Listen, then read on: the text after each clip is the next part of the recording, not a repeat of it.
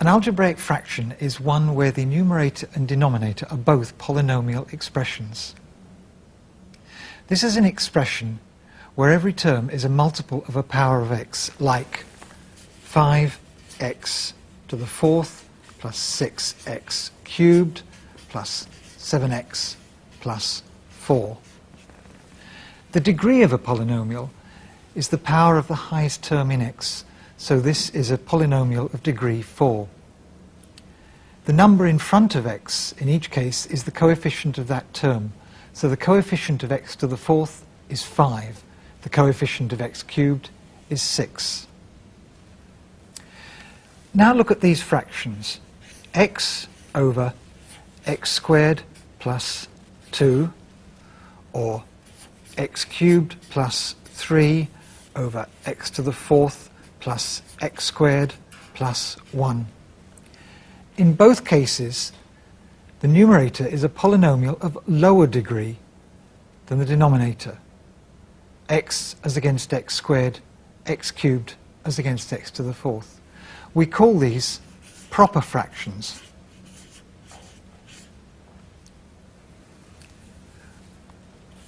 With other fractions, the polynomial may be of higher degree in the numerator. For instance, x fourth plus x squared plus x over x cubed plus x plus 2, or it may be of the same degree, such as x plus 4 over x plus 3.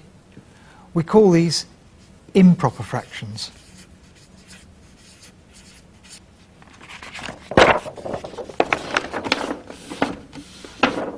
I'd now like to look at how we add and subtract fractions.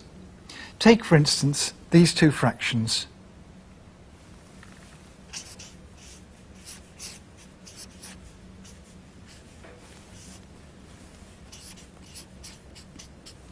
In order to add these two fractions together, we need to find the lowest common denominator. In this particular case, it's x minus 3 times 2x plus 1.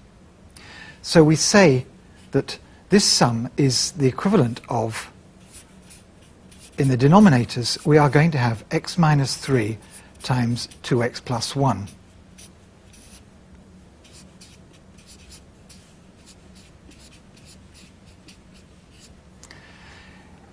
In order to get from there to there, we multiplied by 2x plus 1. We've multiplied the denominator by 2x plus 1, so we must multiply the numerator by 2x plus 1. And in order to get from here to here, we've multiplied the denominator by x minus 3, so we've got to multiply the numerator by x minus 3, and this gives us just x minus 3. And now we need to collect up. The denominators are the same, so we can just write x minus 3 times 2x plus 1. And on top, we have 2 times 2x is 4x, minus x gives us 3x. And we also have 2 times 1 is 2, minus 3 is plus 3, so 2 plus 3 is plus 5. And that is the answer to that sum.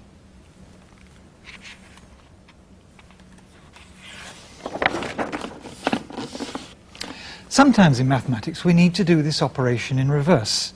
In calculus, for instance, or when dealing with the binomial theorem, we sometimes need to split a fraction up into its component parts, which are called partial fractions. Let's take the sum that I've just dealt with. We got the answer 3x plus 5 over x minus 3 times 2x plus 1. So how do we get this back to its component parts? Well, we only have two factors in the denominator, x minus 3 and 2x plus 1. So it must be something over x minus 3 plus something over 2x plus 1. And what are these somethings? They can only be plain numbers, because if they involved x or powers of x, then these would be improper fractions. So we're quite entitled to say that 3x plus 5 over x minus 3 times 2x plus 1 is a over x minus 3 plus b over 2x plus 1, where a and b are just plain numbers. The next thing to do is to multiply everything through by what's on the bottom, x minus 3 times 2x plus 1. If you multiply the left-hand side by that, we just get 3x plus 5 equals a over x minus 3 times x minus 3 times 2x plus 1. The x minus 3's will cancel, and we're just left with a times 2x plus 1. b over 2x plus 1 times x minus 3 times 2x plus 1. This time the 2x plus 1's will cancel, and we're just left with b times x minus 3. Now this is an identity, which means that it is true for all values of x. If this is so, then we can substitute special values for x, and it will still be true. For instance, if we make x equal to minus a half, this bracket will become 0 and a will disappear.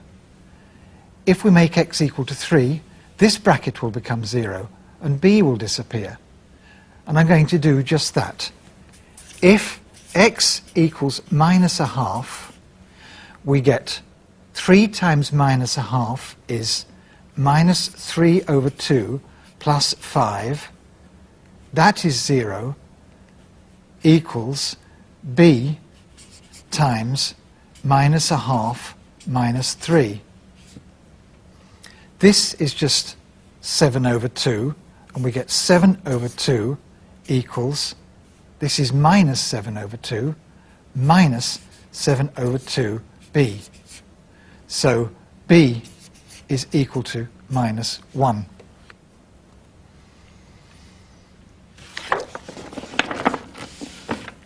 I'll write this line in again.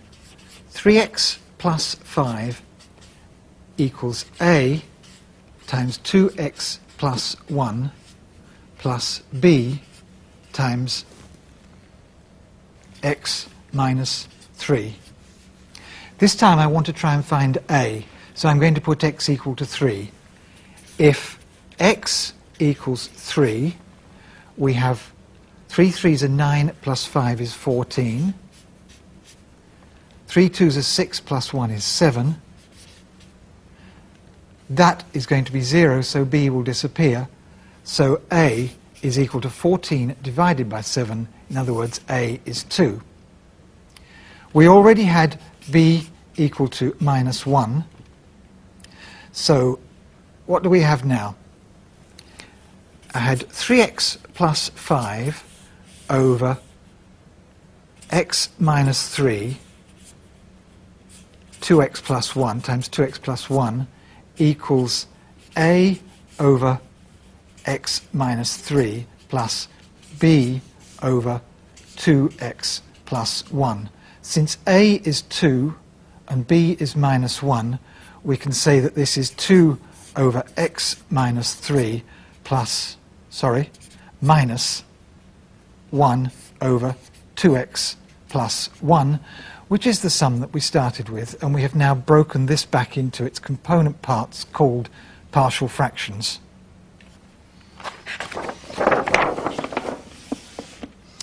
We'll do another example. Let us say that we have to express 3x over x minus 1 times x plus 2 in partial fractions. Again, we look at the denominator. The factors in the denominator are x minus 1 and x plus 2. So we say that this expression is equal to a over x minus 1 plus b over x plus 2. We multiply through by x minus 1 times x plus 2. On the left-hand side, this just gives us 3x. On the right-hand side, a over x minus 1 times x minus 1 times x plus 2. The x minus 1's cancel out, and we're left with a times x plus 2.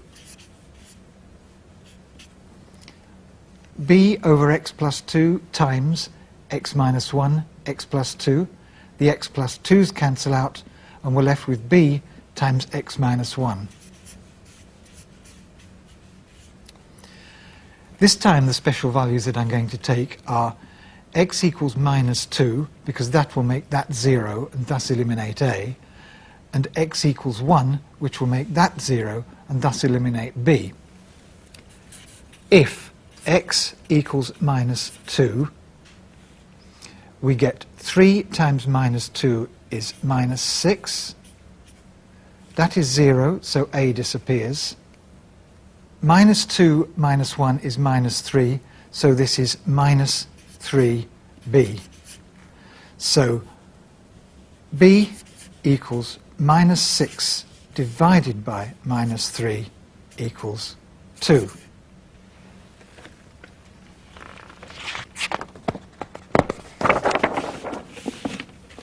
I'll write this expression in again.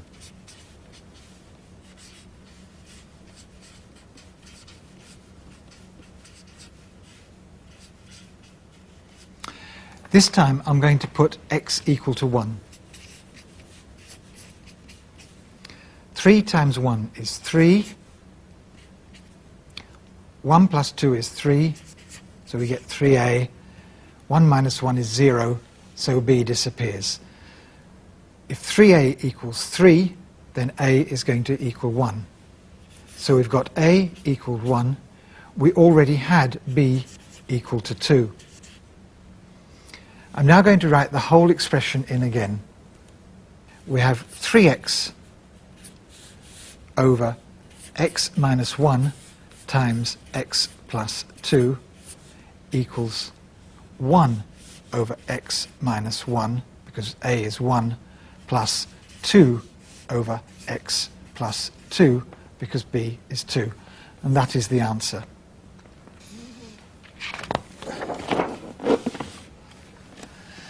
Sometimes the denominator is more awkward.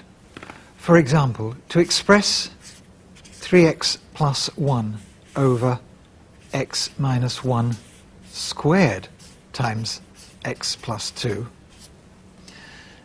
there are actually 3 possibilities for a denominator in the partial fraction. We've got x minus 1, x plus 2, but there's also the possibility of x minus 1 squared. So we write down a over x minus 1 plus b over x minus 1 squared plus c over x plus 2. Again, we multiply through by the bottom line here. So we get a over x minus 1 times x minus 1 squared times x plus 2. One of the x minus 1's will cancel, leaving us with 3x plus 1 equals a times x minus 1 times x plus 2. b over x minus 1 squared times x minus 1 squared times x plus 2. Both of the x minus 1 squareds will cancel, leaving us with b times x plus 2. And then we have c over x plus 2 times x minus 1 squared times x plus 2. This time the x plus 2's will cancel, leaving us with c times x minus 1 squared. Again, the special values. X equals 1 will make this 0, so a will disappear, and it will make this 0, so c will disappear. If x equals 1, we have 3x plus 1 is 4. That's 0, so that expression disappears. 1 plus 2 is 3, so we have 3b. This is 0, so this disappears. So we have 4 equals 3b, giving b equals 4 over 3. If x equals minus 2, we have minus 2 times 3 is minus 6, plus 1 is minus 5, equals This is 0, so this disappears. This is 0, so this disappears. Minus 2 minus 1 is minus 3, squared is 9. So we have minus 5 is 9c, which gives us c is minus 5 over 9.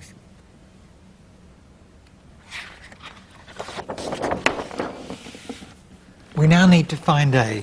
I'm just going to write this expression out again.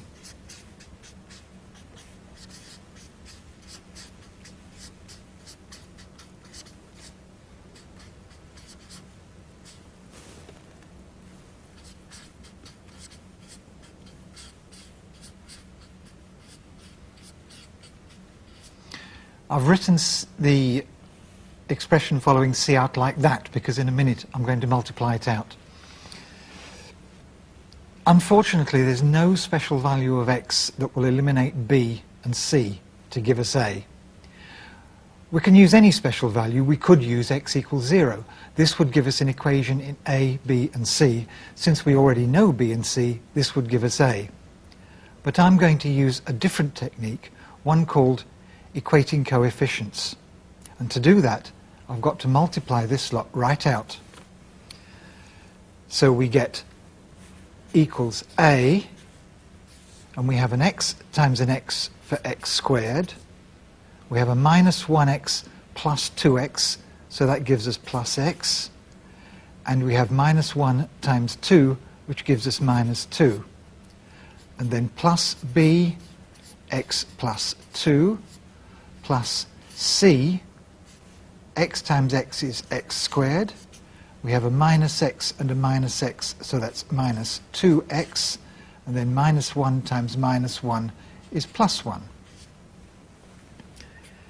I'm now going to collect up all the terms. For instance, we have an a times x squared here, and we have a c times x squared here. So we have a plus c times x squared altogether. We also have an a times x, a b times x, and a minus 2c times x. A plus b minus 2c times x. And finally we have minus 2a, 2b, and c. So the constant becomes minus 2a plus 2b plus c.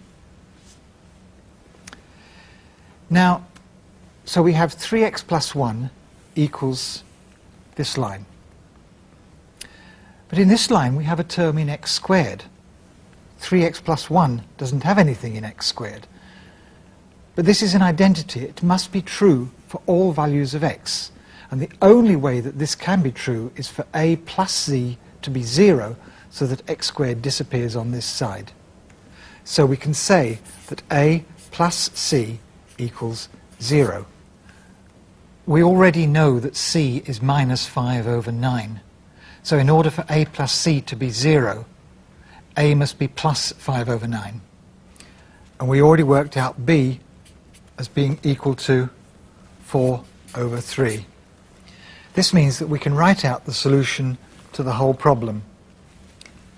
3x plus 1 over x minus 1 squared times x plus 2 equals a 5 over 9 x minus 1 plus b is 4 over 3, 4 over 3 x minus 1 squared.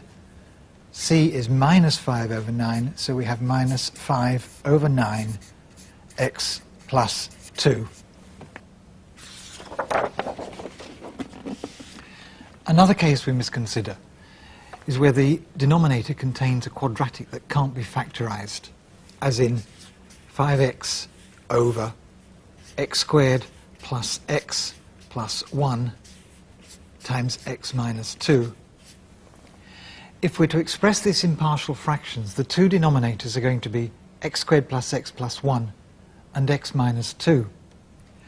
When the denominator is x squared plus x plus 1, we have to consider the possibility that the numerator can contain a term in x, because the numerator would still be of lower degree than the denominator, and this would still therefore be a proper fraction.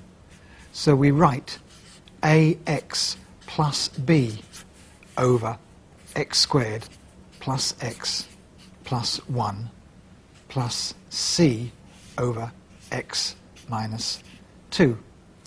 As before, we multiply this out, so we get that 5x equals ax plus b times x minus 2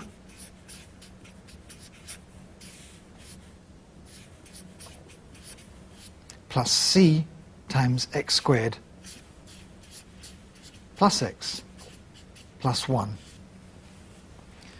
One special value we can use is x equals 2. And if x equals 2, we get 5x, 5 2s are 10. This is 0, so this all disappears. And we get 2 2s are 4, plus 2 is 6, plus 1 is 7. So 10 equals 7c, giving c equals 10 over 7. Unfortunately, there's no value for x that will enable us to get rid of c, so we're going to have to use the technique of equating coefficients.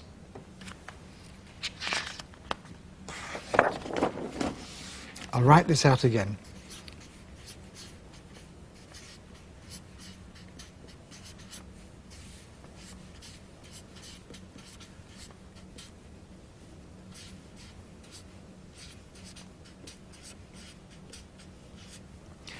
In order to equate coefficients, I'm going to have to multiply this out.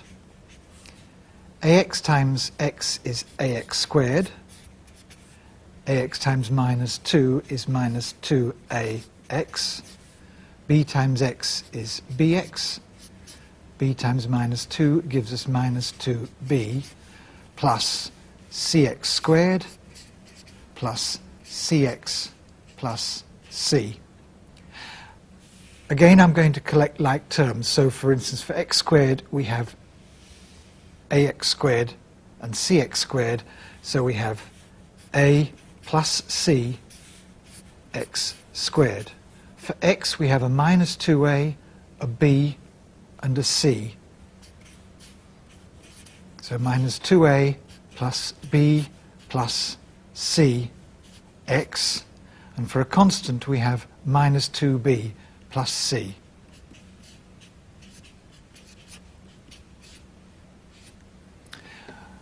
We still need to find both a and b.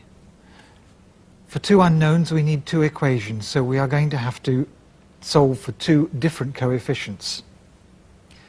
Now the left-hand side is just 5x, so there is no coefficient in x squared. In order to eliminate x squared, we can say that a plus c equals 0. We already know what c is, 10 over 7. In order for a plus c to be 0, this will make a minus 10 over 7. The left-hand side also has no constant coefficient, so that means that this expression must be 0.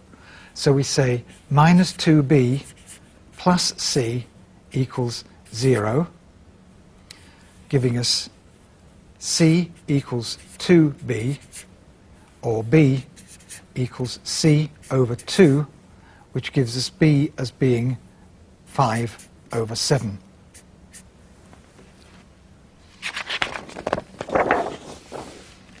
So we have a equal to minus 10 over 7, b equal to 5 over 7, and c equal to 10 over 7.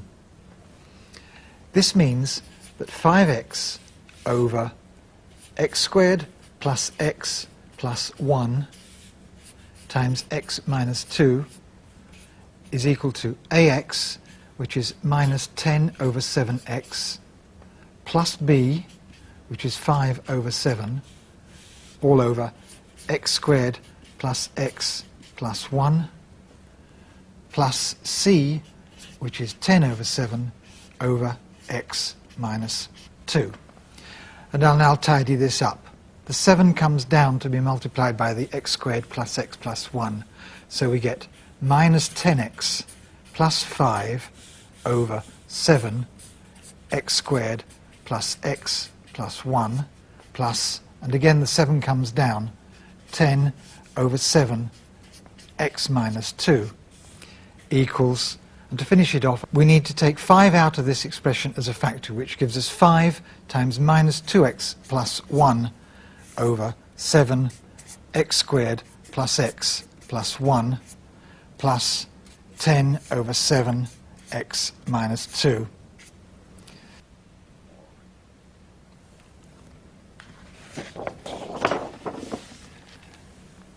So far I've only dealt with proper fractions where the numerator is of lower degree than the denominator.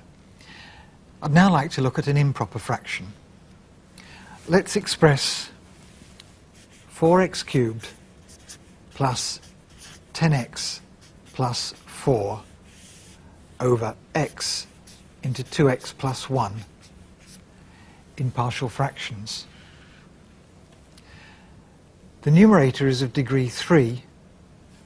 The denominator, if you multiply the x by the 2x, you get 2x squared. So the denominator is of degree 2. This means that this is an improper fraction.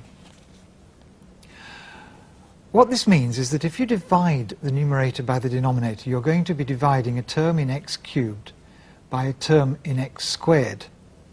So you could get a term in x, which means that we have to write down ax. We may also get a constant term, so we have to write down b. Then we can do our fractions.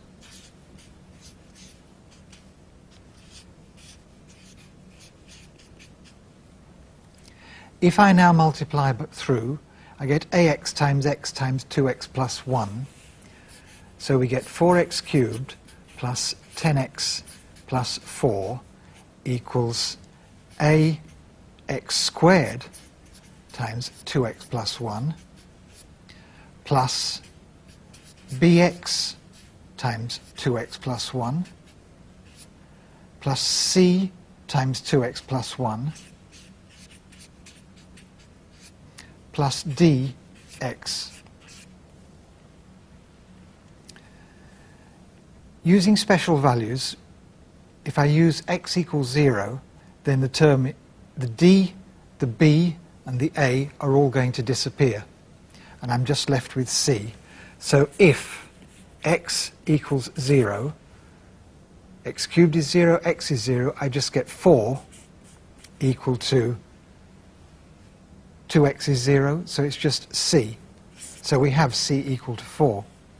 The other special value is x equal to minus a half. If x equals minus a half, this is 0, so this will disappear. This is 0, so this will disappear.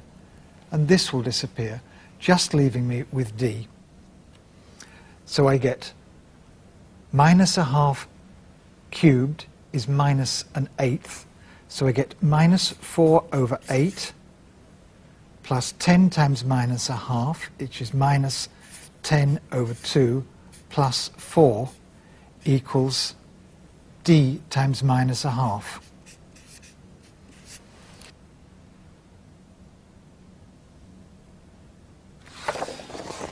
I'll just write that down again. Minus 4 over 8 minus 10 over 2 plus 4 equals minus a half d. Minus 4 over 8 is just minus a half. Minus 10 over 2 is minus 5, plus 4 equals minus a half d. Minus 5 plus 4 is minus 1, so I've got minus 1 and a half equals minus a half d. Minus 1 and a half is just 3 times minus a half, so this gives us d equal 3. Special values won't give me a or b, so I'm going to have to equate coefficients. This means I'll have to write this expression out again. 4x cubed plus 10x plus 4 equals ax squared times 2x plus 1 plus bx times 2x plus 1 plus c times 2x plus 1 plus dx. I'm now going to multiply this out. Ax squared times 2x is 2ax cubed. Ax squared times 1 is just ax squared. This gives me 2bx squared. This gives me bx. This gives me 2cx. And this gives me c. And then plus dx. And collecting terms, we only have one term in x cubed, so that is just 2ax cubed, plus we have two terms in x squared, a and 2b,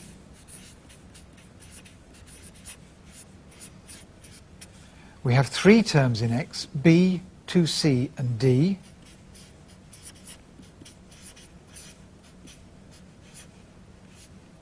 and finally the constant term c. Now look at the term in x cubed. We have 4x cubed on the left and 2ax cubed on the right. This means that 2a must be equal to 4, giving us a equal to 2. Now look at the term in x squared. There is no term in x squared on the left, and on the right we have a plus 2b. This means that as there isn't a term in x squared on the left, a plus 2b must be equal to 0. So we have a plus 2b equals 0, which means that a equals minus 2b, which means that b equals minus 2 over 2 equals minus 1.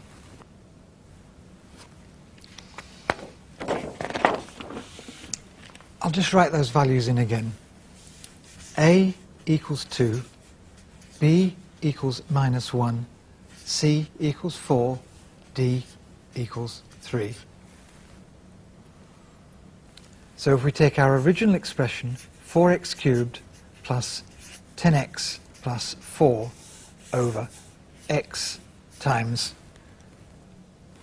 2x plus 1, this is equal to ax, so 2x minus b plus c over x, so that's 4 over x, plus d over 2x plus 1, which is 3 over 2x plus 1.